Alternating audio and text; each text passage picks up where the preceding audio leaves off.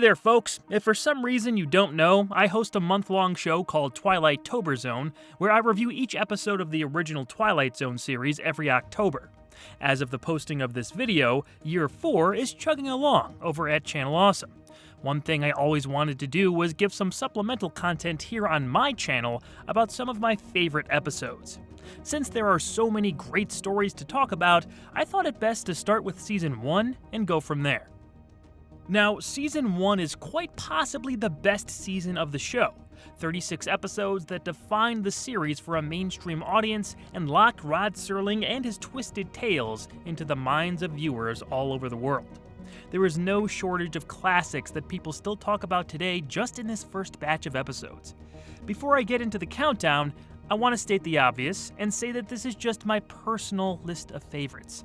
I already know some purists will not be fond of this countdown, but again, it's just my opinion and doesn't degrade any of the other phenomenal episodes from the initial season. That being said, let's get into it. Number 5, The Hitchhiker. The Hitchhiker is one of the creepiest episodes of the whole show. It's based on a radio play that Serling heard as a teenager and eventually adapted into the script here. There's a sense of true impending menace that actor Leonard Strong brings to the titular role, and almost every time he pops up, it still makes my skin crawl. Inger Stevens is great as our main character, Nan Adams, and keeps the mystery of her journey going through terrified interactions and quiet desperation.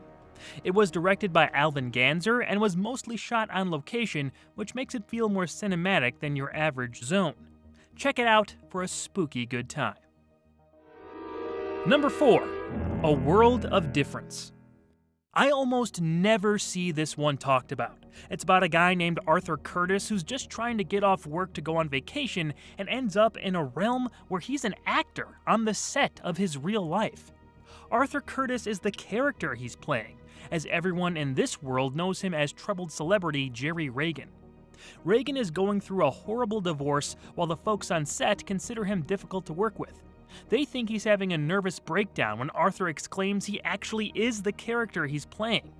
This is a Richard Matheson script, so of course it's good, but it's elevated by fantastic performances from all involved and guided by the hand of director Ted Post. There's so much you can deep dive into about this story. Who's the real guy? What does it all mean? A World of Difference is wonderful, and it needs more love. Go watch this one.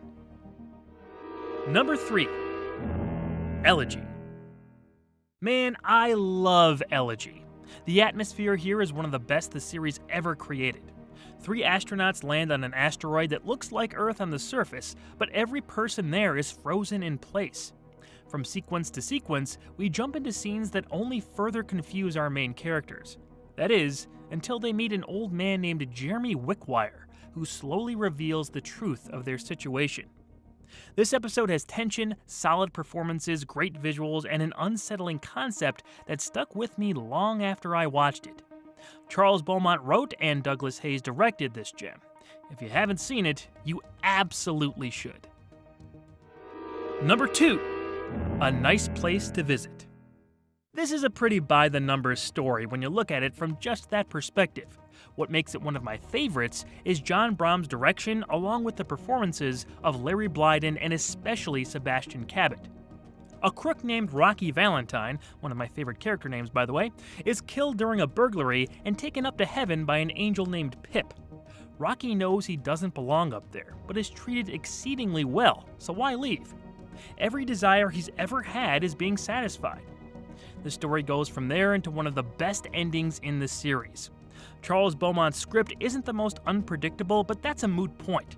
This slow burn is well worth seeing multiple times. Number 1, Walking Distance. If you've seen my review, this shouldn't come as a surprise. Walking Distance is only behind Season 2's The Obsolete Man on my overall favorites list, and it's on top here for good reason. Rod's script shines with Robert Stevenson's direction and the excellent cast bringing it to life.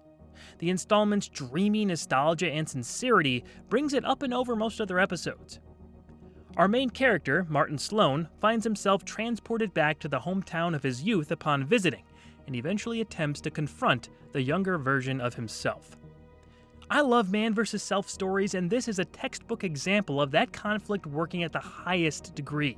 Surrounding the marvelous writing and atmosphere is possibly the best Twilight Zone episode musical score composed by Bernard Herrmann. You really should see this one if you never caught it. It isn't one of the creepier episodes the series may be known for. It's all about telling an emotional, complete story within the bounds of the zone, and it more than excels at that. There are so many more reasons why it's my favorite of Season 1, but just watching the episode itself may clue you in on most of them. So there you go. I know what you may be thinking. Where's The Monsters Are Due on Maple Street, Time Enough at Last, Mirror Image, The After Hours?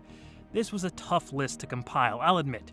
Those installments and plenty more are at the very least honorable mentions. I love most of Season 1, so picking my favorites wasn't easy. What are your personal favorite Twilight Zone episodes? Let me know in the comments, and I'll see you again when I count down my top 5 favorite Season 2 episodes down the road.